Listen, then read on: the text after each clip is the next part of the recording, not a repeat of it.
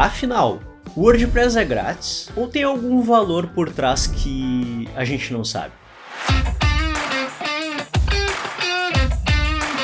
Olá pessoal, sejam bem-vindos ao canal da Ambler, eu me chamo Sandro. Nesse vídeo eu vou tentar esclarecer para vocês essas dúvidas sobre valores envolvidos quando se trata de um site em WordPress. Primeiramente é importante a gente saber que o WordPress.com e o WordPress.org são duas coisas totalmente diferentes. O WordPress.com é uma plataforma de construção de blogs, inclusive você consegue hospedar um blog dentro dele de forma gratuita. Mas é sempre bom lembrar, ele é bem limitado, pelo menos na versão gratuita você não consegue fazer quase nada com ele, e aí você tem alguns planos que vai flexibilizando um pouco a utilização. Já se tratando do WordPress.org, quando a gente fala do WordPress.org, a gente está falando da ferramenta de construção de sites, que é o WordPress que provavelmente você está pensando, que é aquela ferramenta que facilita muito a vida de quem quer construir um site e não tem muito conhecimento técnico de tecnologia mesmo, de código e tal. Então no WordPress a gente consegue construir um site sem muito conhecimento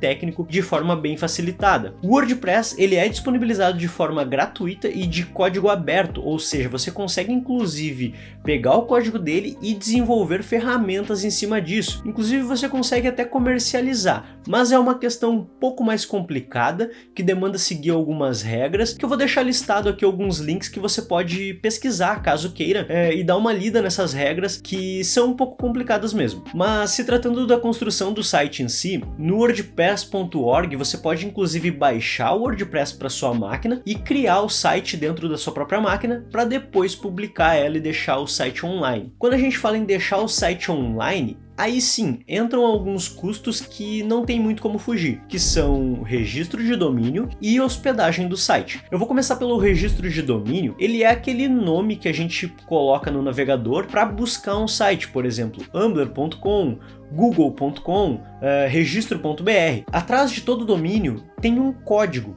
Por exemplo, quando você vai chamar uma pessoa, chama ela pelo nome e não pelo CPF dela, né? Até porque seria bem difícil você conseguir memorizar todos os CPFs de pessoas que você conhece. Então você usa o nome. O mesmo serve para domínios. O domínio ele tem um código, mas nós utilizamos a nomenclatura para conseguir encontrar os sites que a gente quer na web. A única diferença é que o domínio a gente não pode registrar dois domínios com o mesmo nome. Falando um pouco da hospedagem agora, a hospedagem basicamente é um lugar, um servidor na web, onde você deixa o seu site e esse servidor ele fica sempre ligado e mostrando o seu site na internet. O tempo de disponibilidade de um servidor web é quase de 100%, tem toda uma estrutura por trás de um servidor web. Por exemplo, você poderia inclusive criar o seu próprio servidor web, mas seria muito trabalhoso, de um custo muito grande, e manter ele, deixar ele sempre online também traria muito trabalho. Eu vou fazer uma analogia aqui. Digamos que você trabalha no centro, você obrigatoriamente tem que ir de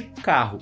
Aí você deixa o seu carro num estacionamento, onde seria um prédio já com uma estrutura, com pessoas trabalhando, segue diversas regras de estacionamentos, e você apenas aluga ali um pequeno espaço daquele local para deixar o seu carro por determinado tempo. No servidor web é a mesma coisa. Digamos que você queira fazer o seu próprio servidor web para deixar o seu site funcional. Seria como você chegar no centro, comprar um terreno, criar um prédio em cima desse terreno, se adequar a todas as regras, contratar pessoas para apenas deixar o seu carro estacionado ali para resolver os outros problemas que você precisa. Não faz o menor sentido, né? Eu acho que ninguém teria essa disponibilidade. Bom, servidor web é bem parecido com isso. Então, é isso que envolve ter um site publicado, domínio e hospedagem. A ferramenta do WordPress ela é grátis. Dentro do WordPress você tem os chamados plugins, que são ferramentas que você pode instalar no seu site para colocar funcionalidades no site. Por exemplo, um formulário de contato, um botão personalizado, um carrinho de compras. Isso tudo você consegue fazer através de plugins, para você não precisar ir lá e desenvolver código e tal. Dentro do plugin você tem essas funcionalidades. Muitas vezes o que acontece é o seguinte: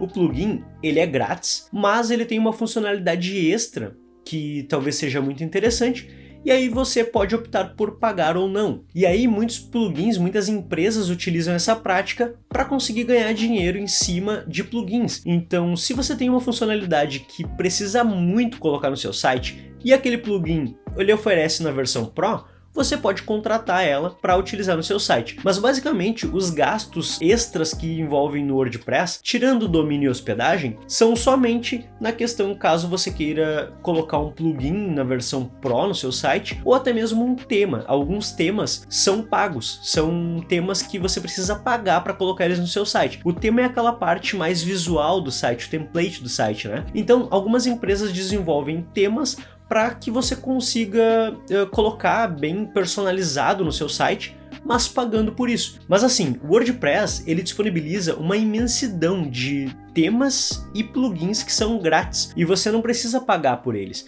Então tem muitas empresas e muitas agências que conseguem criar sites muito profissionais com muitas funcionalidades sem precisar gastar com temas Pro ou plugins. Então essa questão do gasto por trás do WordPress é mais uma questão opcional mesmo. Bom, e é basicamente isso que você precisa saber para criar um site em WordPress e quais são os custos dele. Se você ficou com qualquer dúvida sobre o que eu falei aqui nesse vídeo, pode deixar um comentário aqui embaixo ou entrar em contato com o nosso atendimento através do nosso site, beleza? Então é isso e até o próximo vídeo.